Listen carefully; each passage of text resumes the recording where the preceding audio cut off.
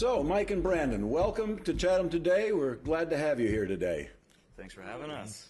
We understand you're involved in some movie making here in Chatham, and we'd like to find out a little bit about it, and I'm sure our viewing audience would like to find out a little bit too after that great article in the Cape Cod Chronicle several weeks ago.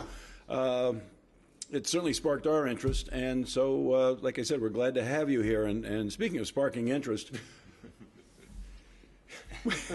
what sparked your interest in filmmaking? Wow. I think, well, I was always interested in films. Growing up, my mom worked at a rental for movies. But You mean like a Blockbuster type? Yeah, but it was like a Lilos video. So Oh, okay. Remember that? Yeah.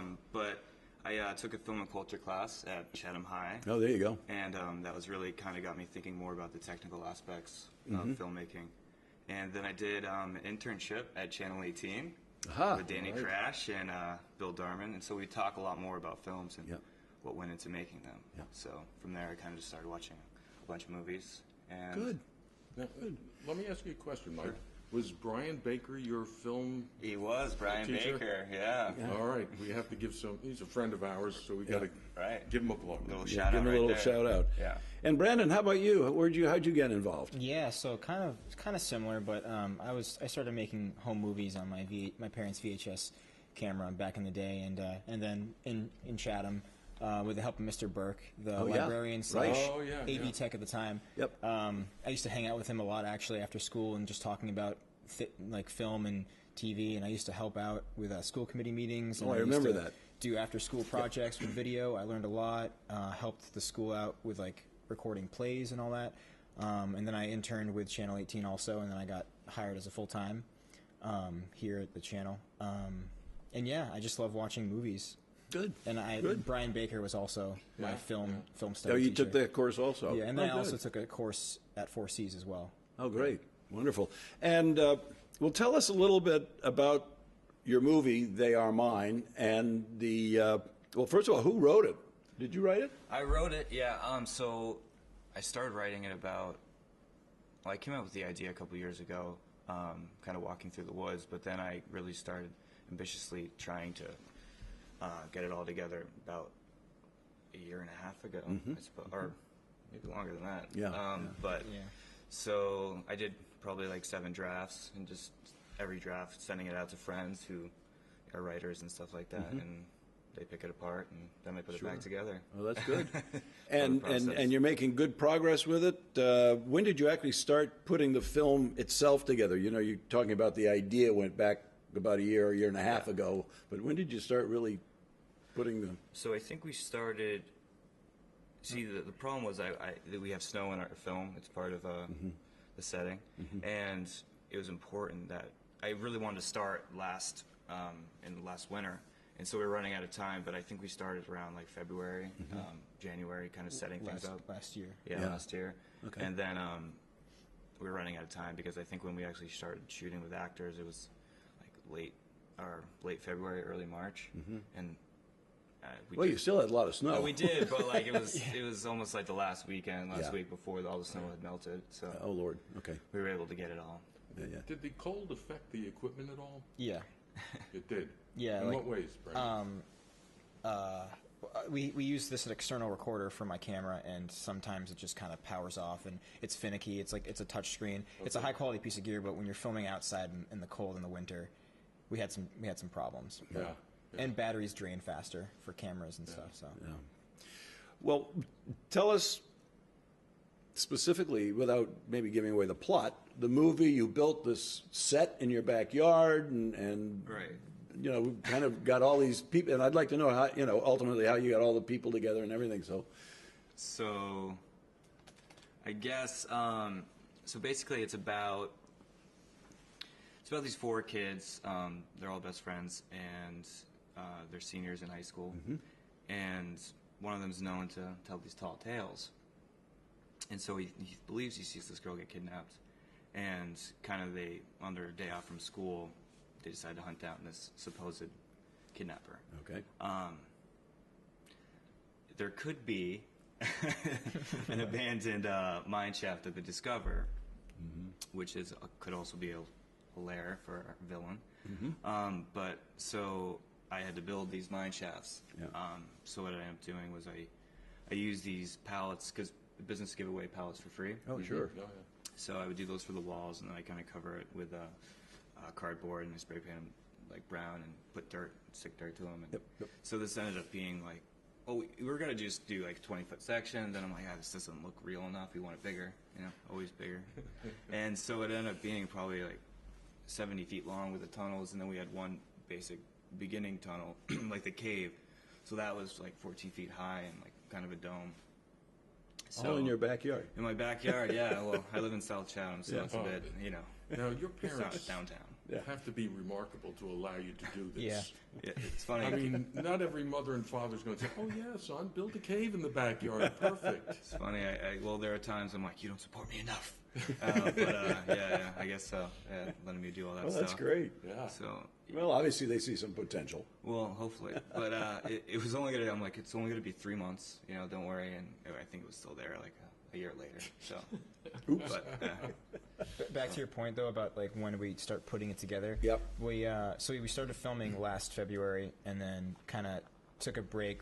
I think like once the snow went away, like what happened? yeah, the snow melted. So we and- filmed like all the most of the exterior shots because of the snow, and then you started building the set. When was that? Like in the summer? Yeah, well, yeah, that was like the late, maybe like end of March to the beginning. That we started.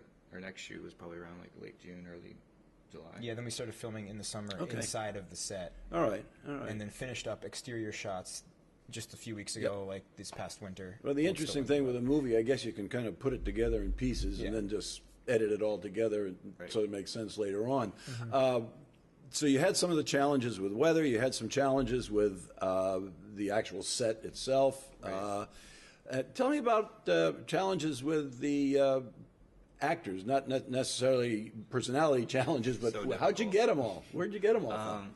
So I was just gonna originally use my friends, but like with this film, I kind of, because I've done that with all my previous short films, Yep. but with this one, I kind of wanted to take it to the next level, and be more professional about it. So I ended up going to 4Cs and talking to the acting teacher there, and so then we held auditions, and I spoke to the acting classes, and people actually came, which is good, and we auditioned some actors, and we found our cast.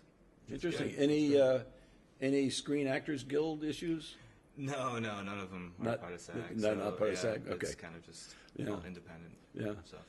And so you reached out to 4Cs to find some of your cast, and I noticed in the newspaper article there were some names I recognized from dear old Chatham High School days. Right. Like, Off the top, well, maybe I didn't. I thought I did. well, yes, I think, Phoebe Schraft is Yes. Yeah, Yeah. she's in that cast as well. Yeah. And then there's Sophia Phillips. Yes. Oh, yeah, was, yeah. Yep. She was she's part of our cast as well. So we knew them. But, Yep. and they were good. So Yeah, good. They That's made good. the bill. So tell us a little bit more about your previous efforts at movie making. I mean, this was obvious. This particular one is a culmination of some prior experience that you're putting together. So tell us, about some of those. Well, so we shot our first film, and in the woods. in the woods, yeah. So we've run into some problems with getting permits for Yeah. stuff like that, Yeah. and so we've gotten in a bit of trouble. But with this one, we tried to do more planning, and so I think we've gotten a little bit better at that, and it seemed pretty professional. So Yep. Well, maybe, that's good. maybe the next one will be. Well, you make small steps, and your you had 3 previous films that you've put together. Yeah, so I read. I think it's. I've this done being your 4 fourth? I think I've done 4 short films. Okay. And then this is each one's gotten a little bit longer. Yep. So I wanted to do a feature. So Okay. Yeah. Yeah. And this is when you say a feature can be what? Is there a time that says, okay, now this is a feature? Like it has to be an hour, at least an hour or something? yeah, so for the festivals, the local festivals, it says a minimum of 40 minutes. Okay. I'm hoping right now it's probably going to be around like 53, 54 minutes because we've been tightening it up. So hopefully they won't look down on us for not being an hour and a half. But Yeah. I just want it to be good. So Oh, yeah. you know, I'm trying not to care about the length and Right. make the best product. Just put a good product out. Now, go I ahead. just want to interject something. Now, you built the cave as part of the set, or the major part of the set, but I you did. also went to other venues around town. Now, how do you go about asking somebody to do that? I mean, Yeah. you expect a negative reply or a positive reply, or get out of here, kid, you're crazy, you know? Yeah, well, so for my other film, like I feel like I've gotten used to asking people weird questions and stuff like that. So, well, for my other one, we had to flip over a car, so Oh, yeah, I had to go to the junkyard, Chris Clark's yes. auto body, and kind of get a car that we could flip over and destroy, and you know, it charged me very little for, but the effect in the movie looks a lot better. Yeah, oh, sure. So I'm kind of used to that, but a lot of times people are more accommodating. I mean, they think it's a bit strange, but they're like, sure, I guess. People sometimes are worried about getting sued, so Yeah, I'm just like, Yeah. it's all kind of word of mouth and trust. Oh, yeah, I right. think for the most part, though, everyone has let us like do stuff. Like you went to the wreck because we needed to film an exterior shot at the wreck Yep. in Chatham, Yep. and that was no problem.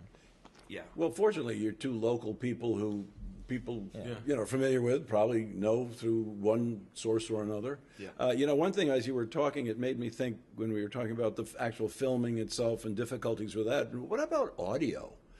How does that work out? Well, it's not. That's one field that we can get stronger in because, well, Brandon was the cameraman. I'm kind of trying to direct, and Yeah. it's hard to recruit people to do audio because they have to stand there with a boom pole and Yep. you know, get the correct levels. So we didn't have like a constant one audio person, so we would have to switch between friends, and so we Mike had to do a lot of Ed it. did Yeah, some yeah, of yeah, it, yeah, so, yeah. So like, shorthanded. It's not always the best, you know. So that's something we would have to clean up in Right. post and kind of ADR it. So. And any like post-production type audio dubbing and things like that, or Yeah, exactly. Yeah. So we're right now the audio sounds pretty good, like, but if we were gonna show it in like a theater, like where you can hear everything, we would want to really clean it up. Yep. So Yep. Yeah, audio is super challenging. I bet it is. I bet it really is. Yeah. Yeah. Well, in films, what came first?